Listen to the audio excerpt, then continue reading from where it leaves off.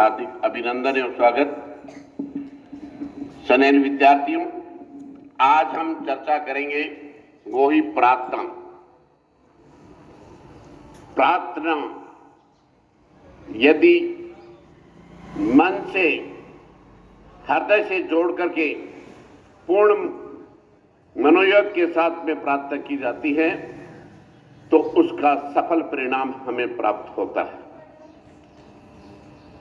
बच्चों, सीधा संबंध ईश्वर, अल्लाह, ईसा जिसको भी मानते हैं, जिस रूप में आप मानते हैं, उनको सच्चे मन से यदि प्रार्थना करते हैं तो हमें वो ईश्वर की प्राप्ति होती है,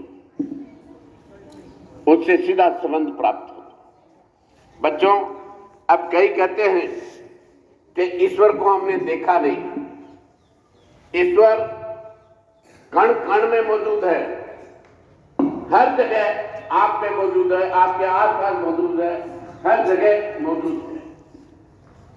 जिस प्रकार से ऑक्सीजन हमें हवा दिखाई नहीं देती है, लेकिन हवा जीने के लिए आवश्यक है। हवा दिखती है क्या? नहीं दिखती है, फिर भी हमारे जीवन दायनी है, ऑक्सीजन हमारे लिए जरूरी है। अब यदि मैं कह दूं आपको कि आप हवा की 2 मुट्ठी भर लाओ, भर के ला सकते हैं? नहीं भर सकते। हवा दिखती नहीं है, लेकिन वैसे ही ईश्वर दिखता नहीं है। ईश्वर दिखता नहीं है, लेकिन हर जगह आपके मौजूद हैं। इसलिए स्नेह विद्यार्थियों, प्रार्थना हमेशा बहुत ही आत्मीयता से की जानी चाहिए। 1 घंटे में कितने मिनट होते हैं?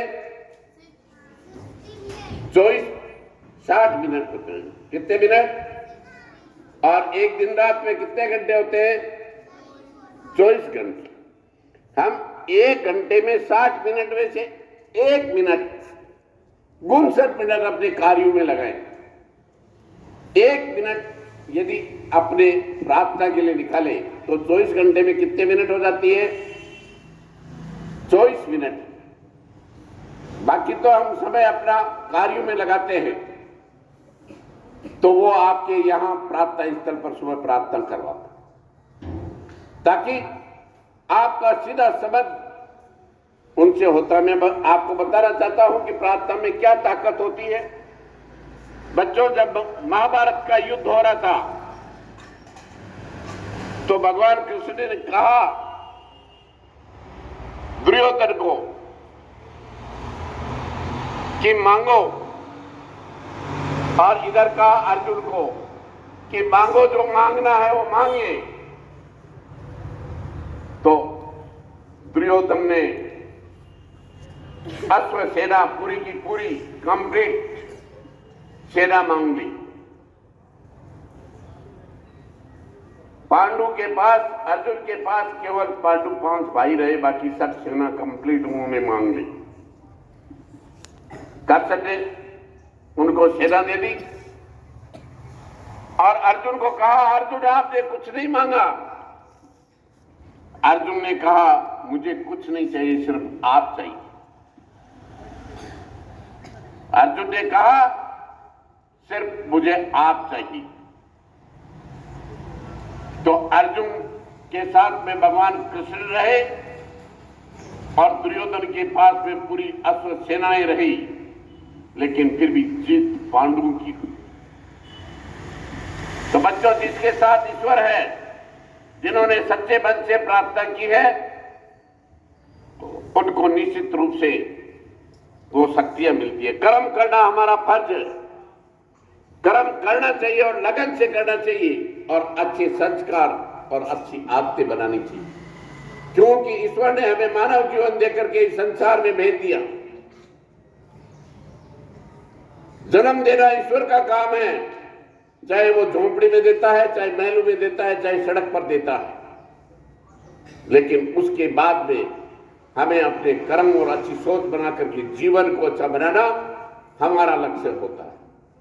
इसी रूप में प्रार्थना का दूसरा रूप बता रहा हूं बच्चों। अमेरिका के एक बहुत बड़े डॉक्टर थे, मार्क कैंसर के बहुत बड़े डॉक्टर थे। उनको फ्रांस में उनके अभिनंदन के लिए, स्वागत के लिए उनको इनवाइट किया गया। जब डॉक्टर मार्क बहुत बड़े कैंसर के डॉक्टर थे तो वहां से प्लेन से रवाना हुए। अभिनंदन दूसरे दिन था। रास्ते में एरोप्लेन में खराबी आने के कारण से उन्हें 2 देशों के पार करने के बाद लैंड करना पड़ा। जब लैंड किया गया तो वहां से हेलीकॉप्टर की व्यवस्था की गई, लेकिन अचानक मौसम खराब होने के कारण से हेलीकॉप्टर को भी नीचे लैंड करवाया गया और डॉक्टर मार्क को बार बार चिंता सता रही थी कि मेरे अभिनंदन के लिए मुझे फ्रांस बुलाया गया है और मैं समय पर नहीं पहुंच पाऊंगा, और कार के द्वारा ही वो वहां से प्रस्थान करे। देखिए क्या विडंबना होती है।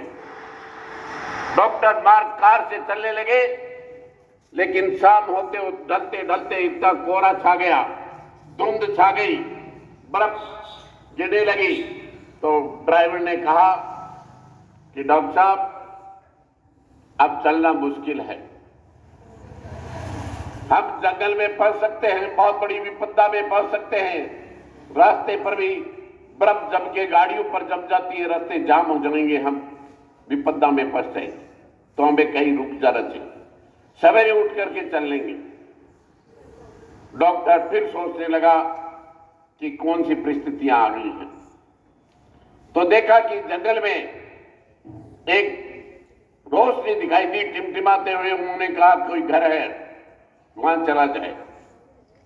वहां गए तो एक मकान था जो चारों तरफ से बंद था। उन्होंने दरवाजा खटखटाया तो सामने एक औरत और उनका बच्चा था। 14 वर्षीय उनका बालक था। उन्होंने दरवाजा खोला, उन्होंने रहने की शरण मांगी। व्यवस्थाएं कम थी, सुविधाएं कम थी, लेकिन किसी प्रकार से डॉक्टर ने रात भर उनमें गुजारी। सुबह उठ करके प्रस्थान करने लगे तो उस औरत ने कहा, उसको पता नहीं था कि वो डॉक्टर हैं। उन्होंने कहा वहां से मेरी एक आपसे विनती और निवेदन है कि मेरे घर से जो भी जाता है वो अन्न जल लेकर के प्रस्थान करे, मुझे संतुष्टि मिलेगी। आप मेरे घर पर विश्राम किया है, जो भी मेरी पास परिस्थितियां थी उनके अनुसार आपको विश्राम दिया है, तो आप अन्न जल लेकर के प्रस्थान करें। डॉक्टर को उधर चिंता थी, मुझे जल्दी पहुंचना है, कहा जल्दी करो। उन्होंने कहा मुझे कुछ नहीं चाहिए, कॉफी पिला दो। उस औरत ने 4 कप कॉफी के बनाए, कॉफी लेकर के बाहर आई। सर्दी का, ठंड का मौसम था, बर्फ गिर रही थी। तो कप ला करके एक ड्राइवर को, एक डॉक्टर को, और 2 कप, एक अपने लिए और एक अपने बच्चे के लिए। कप रखे, डॉक्टर कॉफी के लिए पीने लगा तो औरत ने कहा वहां से 2 मिनट रुकी, पहले मेरा घर का एक नियम है कि जब भी हम घर से अन्न जल लेते हैं उससे पहले 2 मिनट ईश्वर की प्रार्थना अवश्य करते हैं, तो आप प्रार्थना करके फिर कॉफी लीजिए। डॉक्टर ने कहा मैं कोई ईश्वर को नहीं मानता, मैं किसी को नहीं मानता, मैं तो मेरे कर्म को मानता हूं। तो औरत ने कहा आप पीजिए, मैं प्रार्थना कर लेती। तो उसके बच्चे ने और औरत ने प्रार्थना की। 2 मिनट तक प्रार्थना की। ठंड के कारण से वो तो कॉफी पी चुके थे, उनका कप खाली हो गया। और जब औरत ने देखा, प्रार्थना के बाद में नमन किया ईश्वर को, और फिर जैसे कप के हाथ लगाया था, कप ठंडा था। डॉक्टर ने कहा देख लो, आपकी कॉफी ठंडी हो चुकी है। मैंने कहा था कि ईश्वर कुछ नहीं है, आपकी कॉफी गर्मा गर्म थी जो ठंडी हो चुकी है। औरत ने कहा आप मेरे घर पर ठहरे हैं डॉक्टर साहब, आप मानते हैं नहीं मानते ईश्वर को, लेकिन आप मेरे आश्रय किया है तो आप कम से कम मानते नहीं मानते तो अलग बात है, आप उनका अपमान मत कीजिए। तो डॉक्टर ने कहा बताइए तो फिर आपने क्या प्रार्थना की? उन्होंने कहा मैंने जो कुछ भी प्रार्थना की अच्छे के लिए की। डॉक्टर ने फिर उन्हें कहा आप बताइए क्या प्रार्थना की? तो उन्होंने कहा कि मेरा जो 14 वर्षीय बालक है, बच्चा है मेरा बेटा, वो कैंसर से पीड़ित है और मैंने बड़े बड़े डॉक्टरों से इलाज करवाया, दिखा लिया, लेकिन इससे कोई फर्क नहीं पड़ रहा है।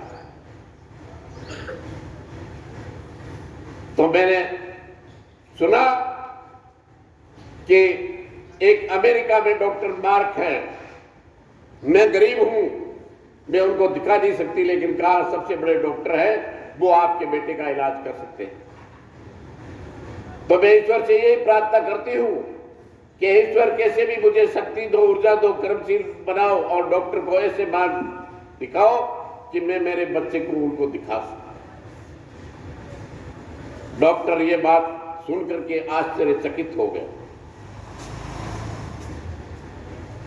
कि मैं लगातार 8 महीने से प्रार्थना कर रही हूं।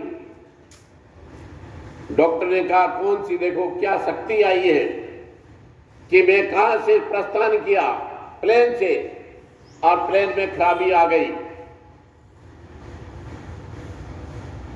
हेलीकॉप्टर में धुंध छाने के कारण से उसे लैंड करना पड़ा और फिर कार से रवाना होने के बाद में यह समय आया कि मैं उनके घर पर ही, आज जिसकी प्रार्थना जो ईश्वर से चल रही है, उनके घर पर ही मुझे ठहरने का मौका। तो उन्होंने कहा, देख करके डॉक्टर की आंखों में आंसू आ गए कि ईश्वर में वो शक्ति है। तब उन्होंने ईश्वर को प्रणाम किया, नमन किया कि वास्तव में वो शक्ति है जिसके कारण से आज इनकी प्रार्थना को आज वो शक्ति मिल गई है कि मैं उनके घर पे आ गया।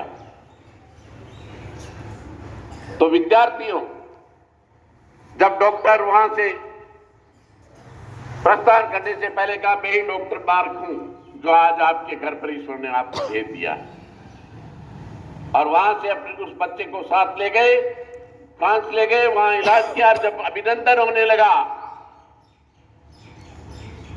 तब डॉक्टर्स को उन्होंने कहा कि सबसे पहले हमें ईश्वर को साक्षी मान करके गरीब का तो हर समय इलाज करना चाहिए। तो आज भी डॉक्टर लिखने से पहले, दवा लिखने से पहले एक RX का निशान लगाते हुए आपने देखा होगा पर्ची के ऊपर, वो पहले लगाते हैं। उनका मतलब यही होता है कि हे ईश्वर, मैं आपको साक्षी मानते हुए ये दवा लिख रहा हूं। हे ईश्वर, मैं आपको साक्षी मानते हुए ये दवा लिख रहा हूं ताकि मेरे इस अमुक मरीज का अच्छा इलाज हो सके। तो सदैव विद्यार्थियों, ईश्वर का काम है मैं जन्म देकर के इस संसार में भेजना, लेकिन नियमित सत्कर्म और अच्छे कार्य और अच्छी सोच और अच्छे विचार अपने मन में लाकर के जीवन में आगे बढ़ना हमारा कर्म होता है। इसलिए नियमित रूप से कम हमेशा 5 मिनट प्रार्थना अवश्य करनी चाहिए, क्योंकि वो शक्तियां सब उसके पास है। मैं इन्हीं भावनाओं के साथ में सभी विद्यार्थियों का अभिनंदन और स्वागत करता हूं कि आप पर हमेशा सरस्वती मां मेहरबान रहे और आप जीवन में ऊंचाइयां छुए और कामयाब बने। और नियमित, कल मैंने आपको योगा प्राणायाम जो बताया था, वो अपने दिमाग के विकास के लिए उसको नियमित रूप से करना प्रारंभ करें।